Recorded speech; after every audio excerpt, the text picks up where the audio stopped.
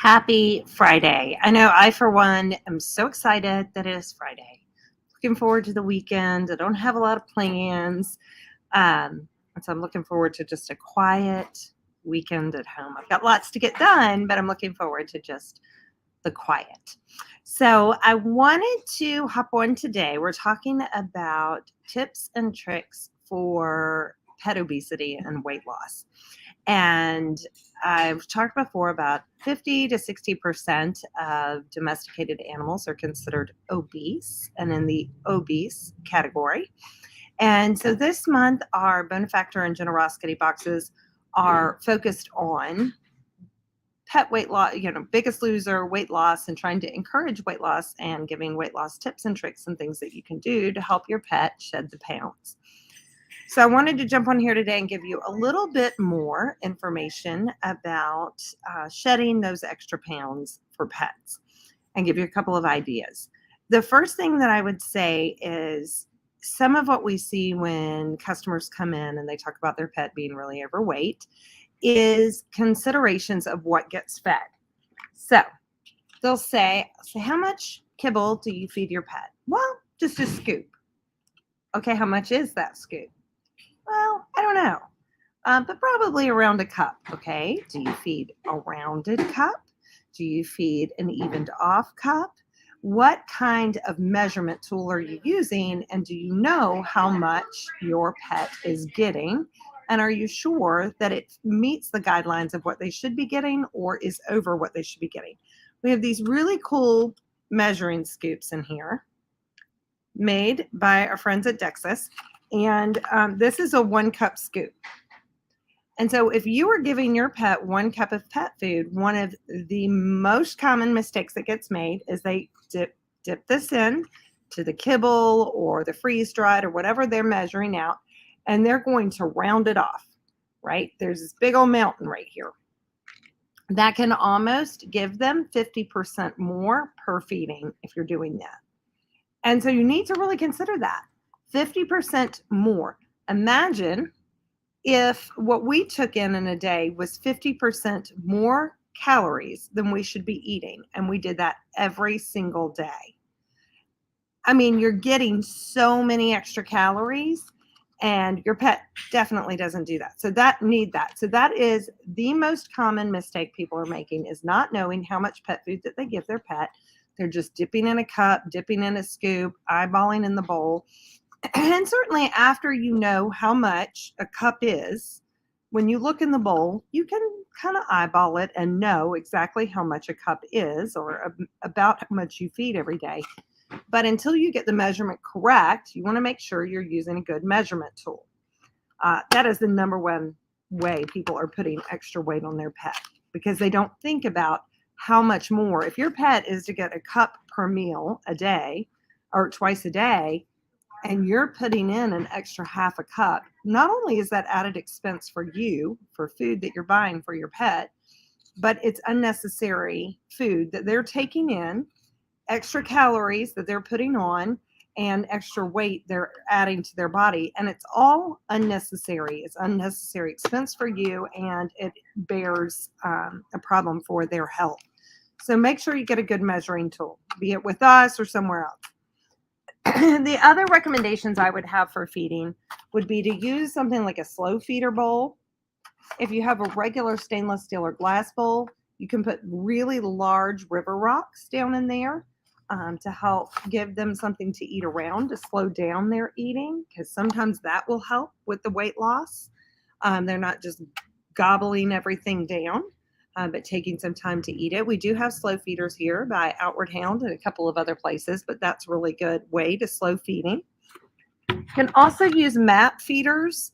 We have a lot of people kind of in the pet nutrition world, like Dr. Judy Morgan, who are real proponents of feeding your pet on a mat. And I think it's a great idea. I think it's a good way to feed your pet. Sorry, my girls are down here hanging out with us today. Another way to feed your pet would be something like this, a roll-a treat or a kibble dispenser that they tug around and play with and pieces of kibble fall out. This just lengthens their amount of eating, makes them very active while they're eating, So that is a great combination of things to get the weight off as well. We talked last week in our boxes this month, we have a lot of pumpkin. And pumpkin and green beans are both very useful to use to replace kibble. So you can take away up to a quarter of their kibble and replace it with either pumpkin or green beans. And you want no to low sodium green beans. But you can replace up to a quarter of their kibble with those items, which helps still give them the fiber, the filling that they need to feel full, but without the added, I know, thank you, without the added calories. Another great thing to know, and I think that this goes greatly overlooked, but when you are feeding your pet kibble, dry kibble in their bowl, that is meat cereal is the best explanation I can give you, but it does have carbohydrates in it, even if it's grain-free. And that is a misnomer. People will think, well, I'm coming in and getting grain-free food, so it should be low in carbohydrate. Doesn't necessarily mean it's low in carbohydrate. The more premium the diet, typically the lower the carbohydrate level, but they all have carbohydrates in them. And that carbohydrate, as your dog is digesting it, does turn to sugar, which can add the weight. So a great way to use raw and gently cooked as a weight loss tool is to help put that on as a topper and reduce the kibble amount, and then you're reducing the carbohydrate load. Or you can go to all raw or all gently cooked.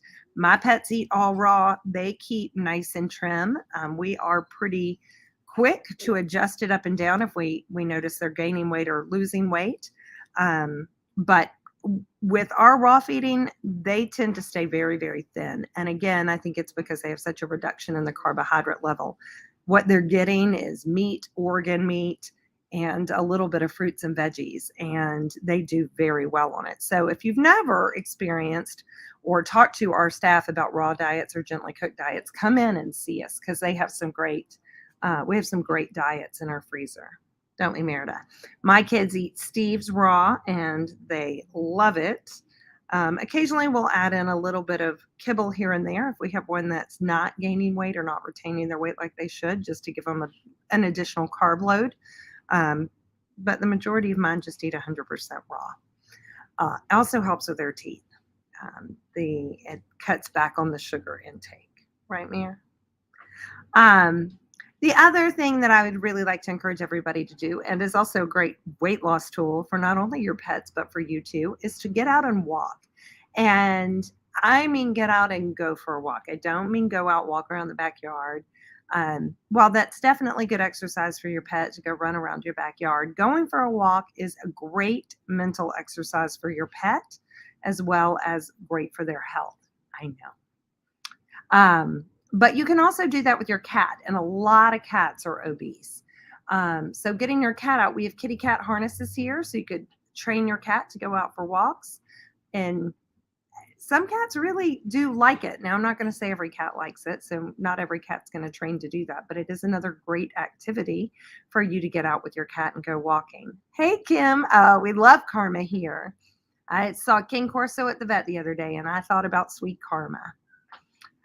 So those are some tips and tricks from us here. We also are working to get a new scale. So we should have a new scale here real soon, so you can come in and get your pet weighed. If you're trying to get them to lose weight, you can keep track of it by bringing them in the store and weighing them.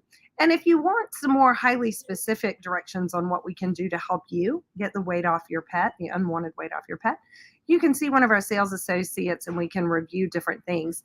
The last tip and trick that I would give you is to consider treats and what kind of kcals you're giving them in treats. We have a lot of low-calorie treats here at the store, and I know some pets are trained. They go outside, go potty, and they immediately think they're coming back in to get a treat. And so you need to find something low-calorie for them. We do have plenty of little low-calorie treats that you can reward them with when they come back inside. But consider what you're giving the side meals, because those make a big difference. You may be giving really perfectly portioned meals, but you're not deducting for kcals that they're consuming during the day if they're eating a raw bone, or if they're getting bully sticks every day. Those are really high in protein, and they can quickly pack on unwanted weight. So there are a lot of different ways that you can pack on the pounds without considering what you give your pets. If you have little dogs like mine, it's super easy to pack on the weight because you don't consider that those treat bags that they got into at work where they consumed 3 times what they should have been consuming. So definitely watch out for the treats. That goes for us too. You know, we don't really consider that extra piece of cake we had right before we went to bed, or the donut we had in the morning with our coffee. So it's easy to forget to include those things because we just look at them as sideline treats. But they count in the calorie count too. They're not free, unfortunately. So be sure to include all those things as you're trying to get the weight off of your pet. But it really is important to thin them out, get them at good weights because there are so many different health problems that are linked to obesity in pets, like thyroid issues, diabetes, heart concerns. So all different kinds of things that you can consider to be problems and connected to pet obesity. Oh yes, dehydrated chicken is great. Yes, Karma does love that. It's good stuff. It is a great treat reward and usually small enough pieces that it's really easy to not have to consider too much kcal implication. Well, there you go, guys. There are our tips and tricks for weight loss, but you can come in and see a sales associate if you have more direct questions that we can help you with for pet weight loss and pet nutrition. What you may not know about our staff is they attend a lot of nutrition seminars. We're getting ready to have one on Sunday night, and we have a lot of trainings planned in the next month for our staff to attend so they can be sure to keep up with all the latest and greatest information that's out there so they can be the best assistants to you and your pet. So we hope you have a wonderful weekend, right, girls? You're already tired and ready to go home. We hope you have a wonderful weekend and enjoy what we hope to be a little bit of sunshine this weekend. And we will see you guys back next week on Thursday for our Pet of the Week with our friends at Loving Pet Project of North Carolina.